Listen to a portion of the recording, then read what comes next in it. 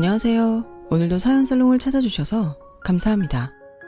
지옥을 빠져나와 지금은 행복한 삶을 살고 있는 30대 중반 여자입니다. 여러분은 신데렐라 이야기를 어떻게 생각하세요? 저는 어릴 때 가장 싫어했던 동화가 신데렐라였어요. 아무리 생각해도 신데렐라의 아버지는 용서가 되지 않았거든요. 자신의 딸이 그런 차별과 구박을 받는데 그걸 알아차리지 못하다니 부모로서 자격이 없다고 생각했어요. 그리고 또 한 가지 싫어했던 이유가 있었는데 그건 계모와 언니들에게 구박을 받던 신데렐라가 마지막엔 왕자와 만나 결혼을 한다는 것도 저는 싫더라고요. 스펙도 하나도 없는 그 답답하기만 한 신데렐라가 번지르르한 치장만으로 신분 상승을 한다는 것이 현실성이 없어 보였어요. 제가 이런 소리를 하면 주변 사람들은 왜 그렇게 생각이 꼬였냐고 묻곤 했는데 그건 바로 제가 신데렐라와 똑같은 처지였기 때문이었어요. 저희 아빠는 제가 어릴 때부터 건설 현장에서 막노동을 하셨어요. 저희 친엄마는 늘 막노동꾼 아빠의 벌이가 형편없다며 아빠에게 불만을 가지셨죠. 그래서 일주일에 5일 정도는 늘 돈 때문에 부부싸움을 하셨어요. 그러다 제가 10살이었을 때 엄마는 결국 자기는 이렇게 못 살겠다고 집을 나갔고 아빠는 그런 아내 따위는 없는 게 낫다며 이혼을 하셨는데요. 반년도 되지 않아 재혼을 하신다며 신데렐라처럼 새엄마와 언니 둘을 집으로 데리고 왔어요. 인사해라.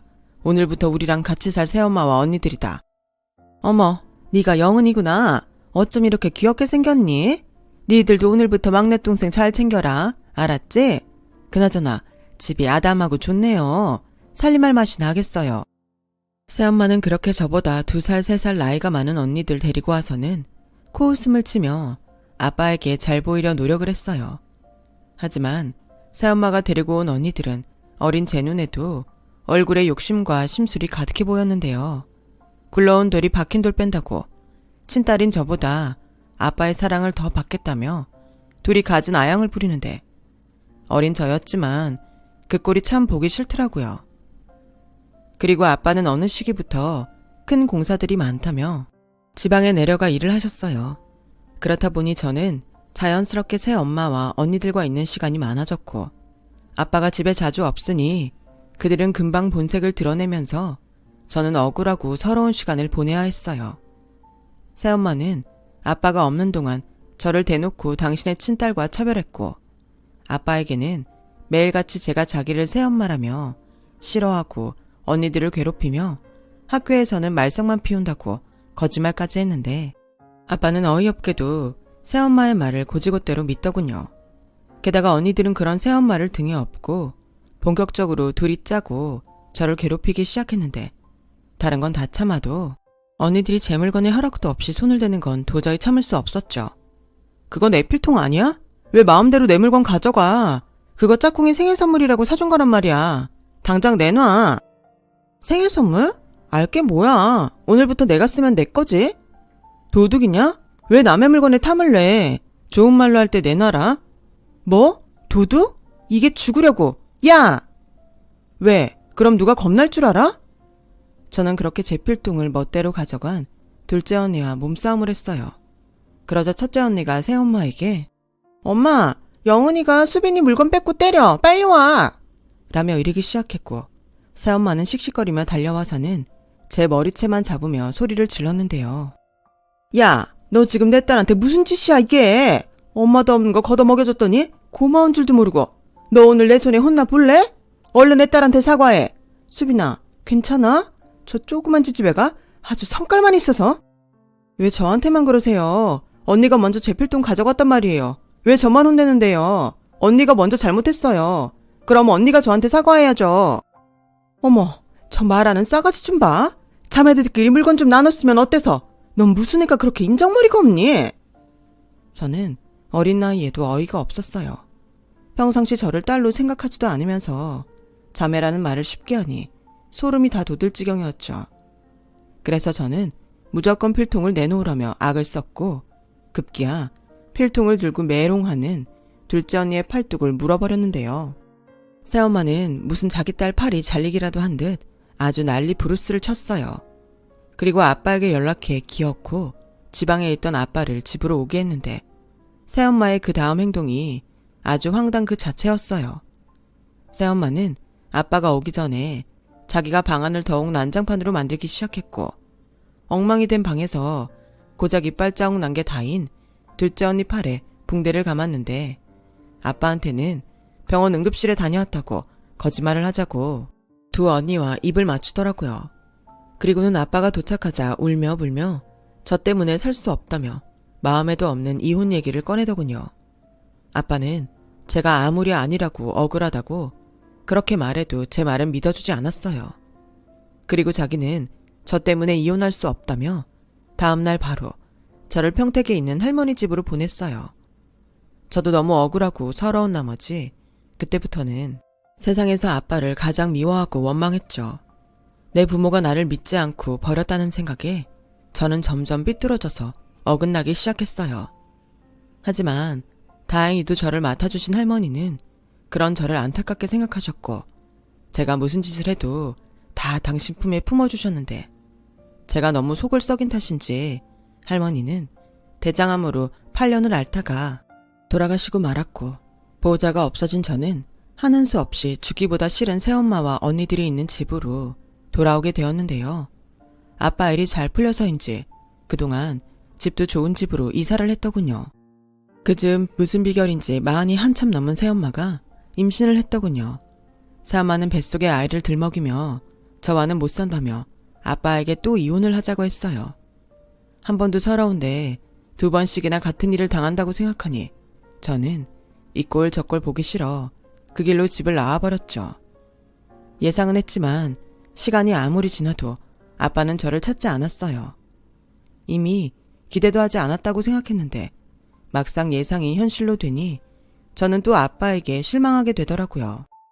그렇게 그 길로 가출 청소년이 되었는데 세상에 혼자 떨구어지니 학교에 갈 생각은 하지도 못하고 아르바이트를 하며 생계를 유지해야 했어요. 그렇다 보니 저에게 무엇보다 돈 버는 아르바이트가 중요했는데요. 제가 가출 청소년이다 보니 간혹 그걸 이용해 급여를 주지 않으려 하는 악덕 사장님들이 있었죠. 저는 번번이 그런 사장님 때문에 고생을 해야 했는데 그런 힘든 상황에도 제 발로 집에는 가고 싶지 않았어요. 그리고 그날도 한 달 동안 일한 월급을 받지 못해 뭔가 마음이 힘들었는데 배가 너무 고프더라고요. 그때였어요. 하늘이 이번에는 제가 불쌍했는지 밥이라도 먹으라는 듯 현수막 하나가 눈에 들어왔는데요. 그건 말로만 듣던 노숙자들에게 무료로 식사를 나눠준다는 안내문이었어요. 그걸 본 저는 배가 너무 고팠기에 창피한 것도 모르고 그곳을 찾아갔고 그날 오랜만에 밥다운 밥을 먹을 수 있었어요. 배가 부르자 저도 모르게 눈물이 쏟아지더군요. 왜 내가 어린 나이에 이렇게 지내야 하는지 서러움이 폭발했던 거였죠. 그러자 그곳에서 봉사를 하시던 한 아주머니께서 그런 저를 안쓰럽게 보셨는지 저에게 다가와 언제든 배가 고프면 연락을 하라고 연락처를 적어주셨지만 저는 차마 그렇게는 하고 싶지 않았어요. 꼴에 동정받는 건 싫었거든요. 그래도 배가 너무 고프면 그곳에 가서 또 공짜 밥을 얻어먹곤 했는데 그 아주머니가 이번에는 한 국밥집 명함을 주면서 그곳이 숙식이 제공되는 가게이니 다른 곳에 가서 억울한 일 당하지 말고 거기 가서 일하면 어떻겠냐고 말씀하시더라고요. 저는 다음날 바로 아주머니가 준 명함에 적혀있는 국밥집을 찾아갔어요. 그곳은 꽤나 깐깐해 보이는 중년의 주인 아주머니가 계셨는데 가게를 찾아온 저를 쭉 훑으시고는 이내 알았다는 듯 저에게 말을 걸어왔어요. 너구나? 임 여사님이 말한 애가. 네? 임 여사님이요? 아, 네. 가출했다고? 그럼 집은? 부모님은 너 안 찾니? 그런 것도 말해야 하나요? 어머, 얘 좀 봐. 혹시 기분 나빴어? 오해는 하지 마. 나는 네가 여기서 일하다 난처한 일 겪을까 봐 미리 물어본 것뿐이야. 나 딴에는 좋은 일 하는 건데 오해받으면 억울하잖아? 아, 그건 걱정하지 않으셔도 돼요. 저희 가족은 저 안 찾거든요. 그래? 어떻게 들릴지는 모르겠지만 잘 됐다. 그럼 일은 언제부터 할래? 바로 시작할 수 있어요. 대신 월급은 꼭 주셔야 해요. 그럼 그건 걱정하지 마라. 대신 너도 돈값은 해야 한다. 저는 그렇게 그 가게에서 일하게 되었어요. 그리고 가게에 작은 방이 딸려 있었는데 그곳이 저의 숙소였고 저는 그곳에서 숙식을 해결하며 시급은 그리 높지 않았지만 돈 떼일 걱정 없이 꽤 오랫동안 일을 했어요. 그리고 그곳에서 저는 20살을 맞이했고 제가 본 주인 아주머니는 돈이 되는 일이라면 억척을 떠는 사람이었는데 그 와중에도 봉사를 하는 그런 사람이었어요. 그리고 아주머니에게는 효자이자 장애가 있는 아들이 한 명 있었는데요. 저보다는 8살이 많았고 장애가 있다고 하지만 보기엔 저와 별반 다른 것이 없어 보였어요. 그래서 처음엔 장애가 있다는 말에 놀라기도 했는데 나중에 조금 친해졌을 때 슬쩍 물어보니 시력이 좋지 않아 장애 판정을 받았다고 하더라고요. 눈이 많이 나빠요? 얼마나 나쁘면 장애 판정을 받아요? 안경 쓰면 괜찮아. 요즘 안경들 잘 나오잖아. 그럼 안경 벗으면 하나도 안 보여요? 아니, 시력이 많이 나쁠 뿐이지 안 보이는 건 아니야. 저는 솔직히 이해할 수 없었어요. 세상엔 시력 안 좋은 사람이 많잖아요. 그런데 그런 걸로 장애 판정을 받았다는 것이 저는 신기했고 안경만 있으면 아무렇지 않다니 평상시에도 장애가 있다는 생각은 못하고 가게 일을 자주 함께 있는데 그렇게 둘이 함께하는 시간이 많다 보니까 어느새 저희 둘은 마음이 통해 1년이란 짧은 연애 끝에 결혼을 약속하게 됐는데요. 이제는 시어머니가 된 주인 아주머니는 깐깐한 사람이긴 했지만 사연 많은 저를 반대하지 않고 기꺼이 당신 며느리로 받아들여줬어요. 그리고 그때는 시어머니가 표현은 퉁명스럽게 해도 마음은 좋은 분이라고 생각했는데 막상 직원이 아닌 가족이 되고부터는 상상도 하지 못할 사실들을 직면하게 되었어요. 글쎄, 알고 보니 이 사람들은 대외적인 얼굴과 진짜 얼굴이 달라도 너무 다른 사람들이었던 거예요. 게다가 시어머니는 마음에서 우러나와 봉사를 하는 것이 아니었고 자신의 가게 홍보를 위해 봉사를 하는 사람이었는데 그 덕인지 시어머니의 국밥집은 착한 가게로 입소문이 나서 손님이 많았어요. 간혹 봉사자님의 연줄로 단체 주문도 들어와 큰 돈을 벌기도 했는데 이쯤 되니 시어머니의 전략은 틀리지 않은 듯 보였어요. 뭐 그건 그거대로 먹고 살기 위해 시어머니가 머리를 썼다고 치면 되지만 도저히 용서할 수 없는 또 하나의 사실은 남편의 장애였어요. 시력 때문에 장애 판정을 받았다는 남편은 사실은 정신장애가 있어 장애 판정을 받은 거였고 평상시에는 아무 문제 없다가 욱하는 일이 있으면 분노 조절을 못해서 그때는 약을 먹어야 했던 거였죠. 이쯤이면 사기 결혼 같아 저는 어떻게 해야 하나 무서워지더라고요. 남편은 최근 몇 년 동안은 약 먹을 일이 없었다며 저에게 거짓말한 건 미안하지만 저를 행복하게 해주겠다는 약속은 진짜라며 자기를 믿어달라고 했는데요. 그 약속은 끝내 지켜지지 않았어요. 결혼 후 시어머니 집에서 신혼을 시작했어요. 그리고 남편과 저는 시어머니의 가게에서 일을 했는데 직원이 아닌 가족의 입장이 되고 보니 시어머니는 근무시간 개념도 없이 저에게 일을 시키셨어요. 국밥집 일이 많거든요. 국물도 미리 준비해서 오래 끓여놔야 하고 김치면 밑반찬도 매일 만들어야 하니 시어머니는 어쩌면 그래서 남편과 저의 결혼을 좋아하셨는지도 모르겠어요. 게다가 직원일 때는 월급이라도 받았는데 가족이 되고부터는 제대로 돈도 주지 않으시더군요. 제가 예전처럼 월급을 주셨으면 좋겠다고 조심히 말을 하자 시어머니는 도끼 눈을 하고는 가족끼리 무슨 월급? 그리고 네가 무슨 돈이 필요해? 집 걱정이 있어? 굶을 걱정이 있어? 그래도 저도 필요한 게 있잖아요. 화장품도 사야 하고 옷도 사야 하고. 그런 건 다 필요 없는 것들이야. 화장품은 샤워하고 바르는 크림 하나면 되고 옷은 내가 봉사 가면 얻어오면 되니 그거 입어라. 넌 뭐 할 줄 아는 것도 없으면서 뭔 욕심이 그렇게 많아? 제가 욕심이 많다고요? 그럼 저 어머니 가게 말고 다른 가게에서 일할게요. 그럼 최소한 월급은 받을 테고 생활비 드릴 테니 그렇게는 안 돼요? 야, 가족끼리 인건비도 줄이고 그래야지. 너는 무슨 애가 네 욕심 채우는 것밖에 모르니? 이게 다 니들 위해서 그러는 거잖아. 나 죽으면 내 가게 면의 재산이 어디로 가겠니? 니들 나중에 편하게 살라고 이렇게 고생을 하는데 그 마음 하나 몰라주니? 이건 뭐 근본도 없는 걸 그래도 며느리라고 받아줬더니 아주 보따리 내놓으라고 지랄을 하네. 아직 한참 꾸미고 싶을 20대인 저에게 시어머니는 갖은 욕을 하며 저에게 욕심이 많다며 그런 건 모두 사치라고 하셨어요. 그래도 신혼 초에는 남편이 시어머니 몰래 제가 필요하다는 걸 사주곤 했는데요. 그것도 1년이 조금 넘으니 그 밥에 그 나물이라고 시어머니와 다를 바가 없었어요. 아깝다는 거죠. 그리고요, 지금 생각하면 그것보다 더욱 비참한 생각이 드는데 처음엔 불편하고 불만스러웠던 그런 생활들이 시간이 지나면서 그런 것도 적응이라고 점차 아무렇지 않게 느껴졌다는 거였어요. 그게 익숙해지다 보니 저 역시도 그 사람들과 비슷한 생각을 하게 된 거였죠. 그래도 저는 무조건 분가를 하고 경제적인 독립을 해야 한다고 생각했어요. 그래서 남편에게 매일 분가의 필요성을 이야기했고 남편은 효자인지라 저의 말이 불편하자 급기야 화를 내기 시작했어요. 좀 그만해. 넌 우리 엄마가 그렇게 싫으냐?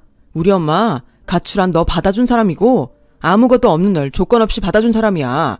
그럼 고마워할 줄 알아야지. 분가? 웃기고 있네. 꿈 깨. 뭐라고? 그럼 난 뭐 평생 여기서 무급으로 일만 해? 됐어. 이럴 거면 이혼해. 뭐? 이혼? 너 말 다 했어? 그때였어요. 그날 처음 남편이 눈이 돌아 화를 참지 못하는 걸 직접 보게 됐고 시어머니는 그런 남편에게 서둘러 약을 먹이는데 막상 그것들을 경험하고 보니 제 결혼이 얼마나 잘못된 결혼인지 알겠더라고요. 그 후 저는 결혼 생활이 삶이 아닌 지옥이었죠. 그리고 시어머니는 장사를 하면서도 돈 버는 일이라면 가리지 않고 했는데 그중에 매일 하는 일이 새벽에 폐지와 고물을 줍는 일이었어요. 그리고 결혼 후 자신의 본색을 드러낸 후 그 후부터는 저를 항상 아침마다 데리고 나가려 했는데 제가 가게 일로 너무 힘들어 오늘은 못하겠다고 하면 그날 하루 종일 가게에서 막말과 고된 일만 시키는데 당해낼 재간이 없었죠. 데리고 다닐 거면 힘 좋은 당신 아들이나 데리고 다닐 것이지. 당신 아들은 혹여 잠이라도 깰까 조심조심 나가자는데 저는 그러고 싶지 않아 일부러 큰 소리를 내며 나갔어요. 그러면 언제나 제 뒤에서 저 성질머리하고는 하며 시어머니가 욕을 하셨는데요. 저도 그쯤이면 그러거나 말거나 눈치도 안 보게 되더라고요. 그리고 저도 꾀가나 값 나가는 고물들을 보면 시어머니 몰래 따로 챙겨 팔아서 돈을 만들곤 했는데 유일하게 돈을 만들 수 있는 수단이다 보니 저도 어느새 새벽이건 밤이건 길을 걸으면 고물이 어디 있을까 두리번거리게 됐어요. 그리고 제가 결혼 3년 차가 되어갈 즈음 그날은 태풍이 부는 날이라 돈이고 뭐고 나가고 싶지 않았는데 시어머니는 이런 날일수록 더욱 나가야 한다며 천근만근 같은 저를 재촉했고 결국 밖에 나간 시어머니와 저는 모진 비바람에 리어카도 제대로 끌지 못했어요. 어머니, 오늘은 진짜 안 될 것 같아요. 이러다 다치시면 병원비가 더 나와요. 무슨 소리야. 나는 10년 넘게 하루도 걸러본 적이 없어. 이런 태풍 따위는 아무것도 아니라니까. 난 폭설이 내려도 끄떡없던 사람이야. 그리고 이런 날은 경쟁자도 없으니 얼마나 좋아. 이렇게 바람이 많이 부는 날은 뜻밖의 횡재도 하니까 넌 잔말 말고 뒤에서 리역 하나 잘 밀어.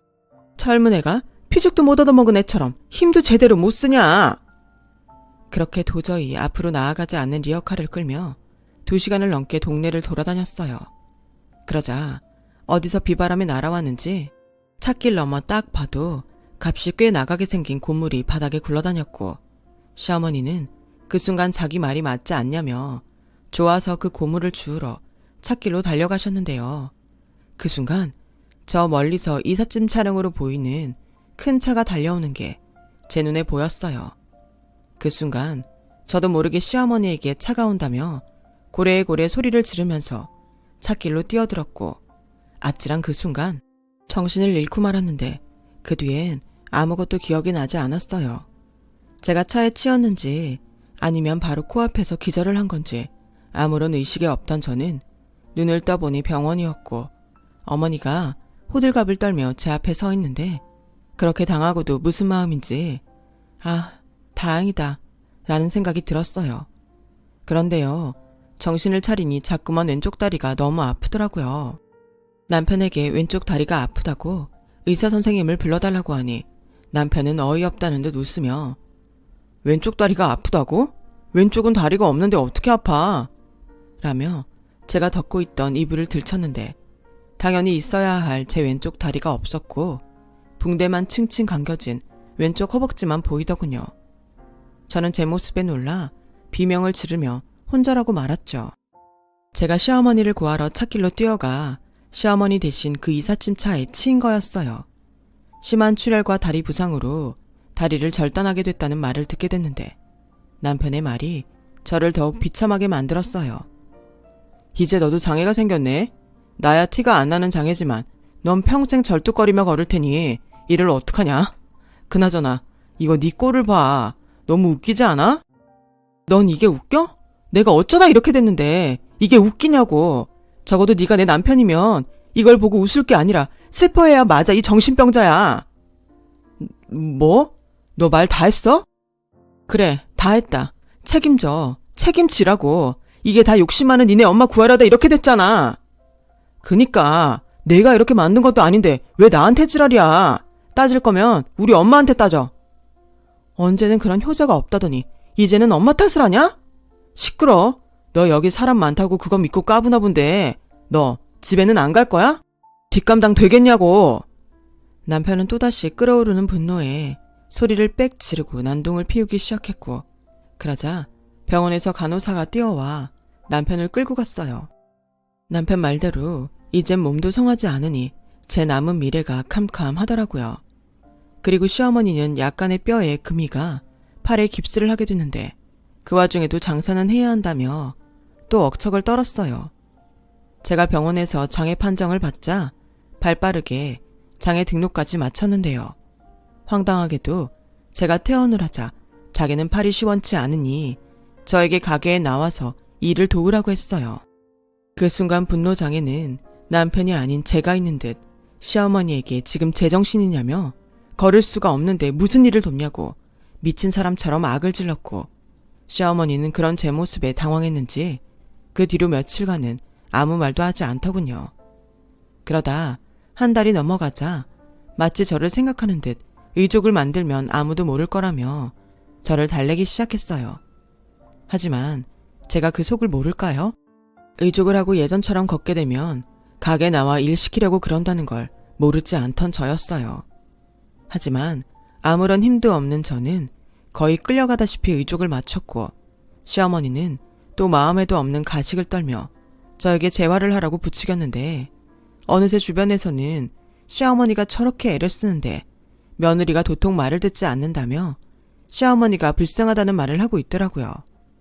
그리고 시어머니는 주변에 그런 동정 어린 시선을 즐기는 듯 보였는데 그 역시도 가게에서 파는 국밥을 가져와 자기가 파는 건데 드셔보라면서 또 가게 홍보를 하고 돌아다니더라고요. 순간 한 가지 생각밖에는 떠오르지 않았어요. 열심히 재활을 하고 재활이 끝나고 일상생활이 가능해지면 시어머니와 남편이 바라던 대로가 아닌 이혼하리라는 생각이요. 그렇게 재활에 매달린 지 1년이 지나자 저는 의족을 착용하면 자연스럽게 걸을 수 있게 되었죠. 그럼에도 불구하고 가게에 일을 하지 못하는 것처럼 일부러 그릇을 떨어뜨리고 재료들을 들고 가다 쏟아버리는 등 실수하는 척 연기를 했어요. 그리고 남들 눈을 엄청 의식하는 시어머니를 욕먹게 자기 때문에 다친 며느리를 억지로 나와서 일을 시킨다며 손님들이 들리게 떠들었더니 시어머니 얼굴이 불그락 푸르락해졌죠. 이내 저를 주방으로 끌고 와서는 이렇게 말씀하셨는데요. 너 일부러 나 엿먹이려고 그러는 거지? 폐은망덕한 것. 제가요? 제가 누구 때문에 다쳤는데요. 저 어머님 봉사 다니는 거기에 가서도 전부 다 얘기할 거예요. 그 사람들이 어머니 실체를 알고도 지금처럼 어머니를 착한 가게 사장님이라고 말씀해 주실지 모르겠네요. 뭐야? 결국 저의 협박이 먹혔는지 시어머니는 내일부터 가게에 나오지도 말고 집 밖으로도 나오지 말라고 하셨는데요. 일주일도 되지 않아 당신한테 도움도 되지 않은 저를 데리고 있는 것이 손해라고 생각했는지 시어머니는 당신이 직접 이혼 서류를 내밀며 저와 남편에게 쓰라고 했어요. 네가 내 아들한테 그랬다며? 이혼하자고. 그렇게 이혼한 게 소원이면 이혼해라. 어차피 가게 나와 일도 못하고 내가 뭐하러 너까지 데리고 있겠니? 그럼요. 어머님이 절대 그러실 분이 아니죠. 엄마, 싫어. 아니, 내가 이혼까지 하면 나는 뭐 혼자 늙어 죽으라는 거야? 그럼 너보다 더한 불량품이랑 사는 건 뭐 좋아? 그야. 그냥 참말 말고 이혼해. 그리고 이건 어디까지나 협의 이혼이니 위자료는 없다. 뭐라고요? 내가 누구 때문에 이 지경이 됐는데 그렇게는 못해요. 그래? 그럼 어쩌자는 거냐? 소송이라도 하겠다는 거냐? 못할 것도 없죠. 소송도 돈이 있어야 하는 거야. 아무튼 나는 좋게 이혼하라고 했다. 이혼이라도 하고 싶으면 그냥 순순하게 그 서류나 적고, 그거 아니면 네 마음대로 하는데 내 집에서는 나가줘야겠다. 결국 저를 무일푼으로 내쫓을 생각이었네요. 내가 정말 이대로 당하고만 있을 줄 알아요? 왜? 예전처럼 또 협박이라도 하게? 하고 싶으면 해. 내가 먼저 네가 사고로 머리가 휙 돌았다고 소문 다 내놨어. 그 비싼 의족에 돈 쳐들어가며 재활까지 시켜줬더니 헛돈 나갔잖아. 너 그 돈 다 토해낼 자신 없음? 그냥 순순하게 도장 찍고 꺼져. 저는 시어머니의 말에 화가 나서 이혼 서류를 찢어버렸어요. 물론 이혼이 너무 하고 싶지만 제가 당한 것들이 있는데 이대로 저쪽 좋으라고 도장을 찍을 수는 없겠더라고요. 하지만 시어머니가 무슨 짓을 할지 겁이 난 저는 그 집에는 있을 수 없었고, 그렇게 이혼도 하지 못한 채 야밤에 쫓기듯 그 집에서 나와야 했는데요. 막상 또 갈 것도 없고 돈도 없는데 이번에 몸까지 이 모양이니 이건 뭐 죽는 게 더 낫겠다는 생각도 들었어요. 그러다 저는 왜 남들이 누리는 행복을 단 한 개도 누릴 수가 없는지 하늘이 원망스러웠는데, 종교도 없으면서 무작정 악에 받쳐 눈에 들어오는 대형 교회에 들어갔어요. 왜 나만 이렇게 불행하게 살아야 하냐고, 이 세상엔 왜 나쁜 사람이 더 잘 먹고 잘 사냐며, 그러고도 당신이 신이냐고 마구마구 소리를 쳤어요. 그런 저의 목소리가 너무 컸을까요? 분명 아무도 없던 것 같았는데 한참을 흐느껴 울던 저에게 어느새 연세 많은 권사님이 제 손을 잡아주시며 따뜻한 목소리로 아가씨, 밥은 먹었어요? 라고 하는데 별말도 아닌 그 말에 저는 그만 아이처럼 울음이 터지고 말았는데요. 그리고 그 늦은 시각에 그분의 집에서 식사를 하고 하룻밤 신세까지 지게 되면서 무엇 때문인지 모르겠지만 저는 그분에게 제가 그동안 살아온 아픈 이야기를 모두 쏟아냈어요. 그러자 제 이야기를 모두 들은 권사님은 저를 꼭 안아주며 너무 고생했다고, 너무 많이 아팠겠다고 저를 위로해 주는데, 그 순간 제 안에 가득 찼던 원망과 미움이 조금씩 가라앉는 기분이 들더군요. 그리고 그날은 정말 오랜만에 편안하게 깊은 잠을 잘 수 있었는데요. 다음날 아침 교회를 다녀온 권사님이 저에게 뜻밖의 제안을 해주셨어요. 혹시 괜찮다면 갈 곳이 생길 때까지 여기 있을래요? 봐서 알겠지만 나도 혼자라. 그래도 제가 어떻게, 저는 몸이 좀 그래서 도움도 못 될 건데요. 내가 언제 도와달라고 했나? 그냥 나는 영은 씨가 여기 있으면 좋겠어요. 그냥 친척집에 왔다고 생각하면 안 돼요. 내가 안 그래도 같이 살던 딸이 지방으로 취업을 가는 바람에 적적했거든. 그럼 저 정말 여기 있어도 돼요? 그럼요. 어제 교회에서 그랬죠? 왜 영은 씨만 불행하게 살아야 하냐고. 오늘부턴 아주 작은 거라도 행복하게 살아요. 나도 도울 수 있는 건 도울게요. 권사님은 그 순간 저에게는 빛이었습니다. 그리고 그날 이후부터는 권사님 말씀처럼 작은 행복이라도 소중하게 생각하며 지냈는데, 배운 게 도둑질이라고 이중인격자 시어머니에게 밑에서 배우긴 했지만 저는 요리하는 것이 가장 즐거웠어요. 그리고 권사님은 제가 만든 음식을 맛있다고 칭찬해 주셨는데 저에게 나중에 작은 가게를 하나 차려서 하면 좋겠다며 한식 자격증 시험을 보는 게 어떻겠냐고 하시더라고요. 하지만 뭐든 돈이 필요한 일이기에 그러고 싶지만 그럴 수 없다고 말을 하니까 교회에 저 같은 도움이 필요한 사람을 돕는 지원 프로그램이 있다시며 직접 알아봐 주신다고 하셨고, 며칠 뒤에 제가 그 지원을 받을 수 있을 것 같다며 우선 시험이라도 쳐보라고 하셨는데요. 여태까지 쉬었던 것이 하나 없는 제 인생이었기에 저는 꿈을 꾸는 것 같았어요. 제가 그 교회를 다니는 사람도 아닌데 그런 고마운 지원을 받게 됐다는 것이 있을 수 없는 일처럼 느껴졌거든요. 하지만 찬밥 더운 밥을 가릴 때가 아니었던 저는 태어나 처음으로 밤새 공부를 했습니다. 필기시험 합격 후 실기시험도 무난히 합격했는데요. 처음 제가 딴 자격증을 받아든 날 어찌나 눈물이 나는지 이젠 아무것도 할 수 없을 것 같다고 생각한 제 인생에 그야말로 기적이 일어난 듯 했어요. 그리고 권사님은 합격을 했으니 교회에 감사 인사를 가자며 도시락을 만들어서 가면 좋겠다고 하셔서 제 평생 처음으로 감사한 마음을 담아 도시락을 만들어 다시 그 교회를 찾았고 그 교회에는 이미 제 사정을 아시고 일부러 오셔서 저에게 축하와 격려를 많은 분들이 해주셨는데요. 그 중에 낯이 익은 분이 한 분 계셨어요. 그분은 바로 저에게 시어머니 가게를 소개해준 봉사자분이셨는데 저를 보자마자 미안하다며 울기까지 하셨어요. 정말 미안해요. 나는 정말 그 사람이 그런 천하의 나쁜 사람인지 몰랐어요. 모든 게 다 나 때문이에요. 아니에요. 솔직히 원망할 때도 있었지만 결혼은 제가 원해서 했고 제가 이렇게 된 건 아주머니 잘못이 아니니 그러지 마시고 일어나세요. 그리고 아주머니는 저를 이렇게 만든 시어머니를 가만둘 수 없다며 제가 원하면 시어머니에게 복수할 기회를 주고 싶다고 하셨는데요. 저는 그렇게 마음이 넓은 사람이 아닌지 그 사람들에게 되갚아 주고 싶었죠. 그래서 아주머니가 하자는 대로 하기로 했는데 아주머니의 제안은 정말 뜻밖이었어요. 우리 처음 만났을 때는 학생이었으니까 내가 말을 놓을게요. 그래도 됐지? 우선 내 계획을 얘기하자면 그 사람을 내 집에 초대할 거야. 그리고 너는 내 수양딸로 소개할 건데 그때 네가 당한 것들을 모두 이야기해. 난 그걸 녹음도 하고 녹화도 할 거야. 그리고 그걸로 네 이혼 소송도 도울 거고 그 사람의 진짜 얼굴을 세상에 뿌릴 생각인데 넌 어떠니? 저는 아주머니의 말에 고개를 끄덕였어요. 사실 정말 그렇게만 된다면 평생의 소원을 쓰는 거라고 해도 상관없는 기분이었거든요.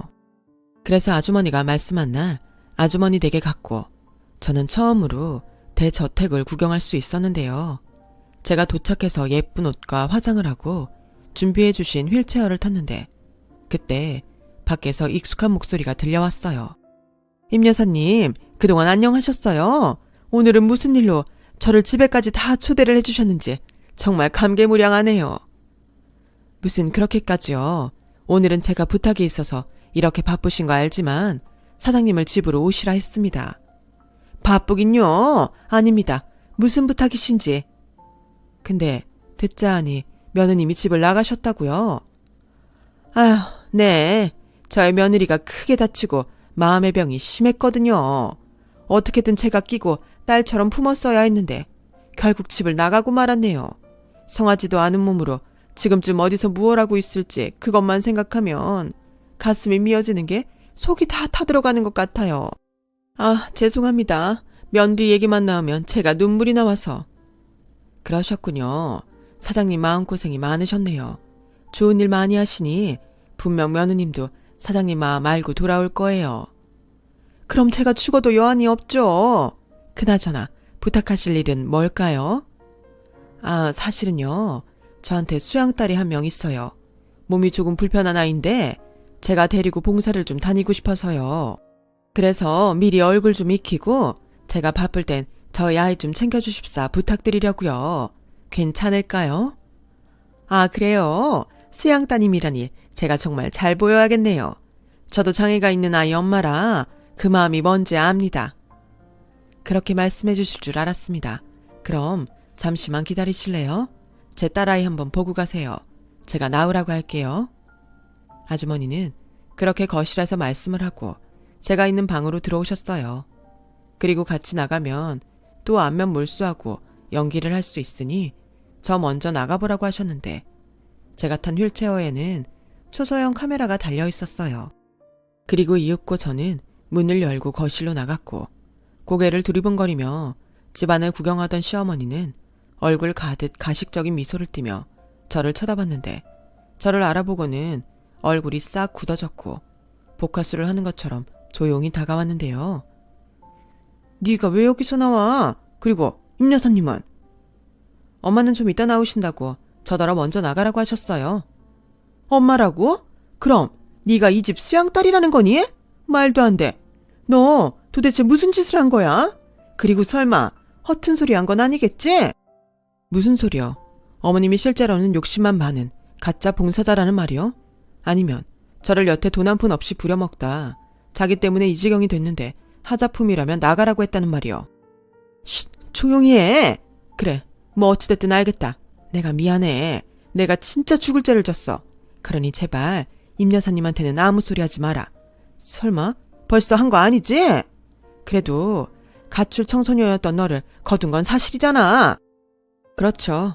아마 싼 임금에 쓸 수 있다고 생각하신 거죠. 엄마한테도 잘 보일 수 있었을 거고. 그때였어요.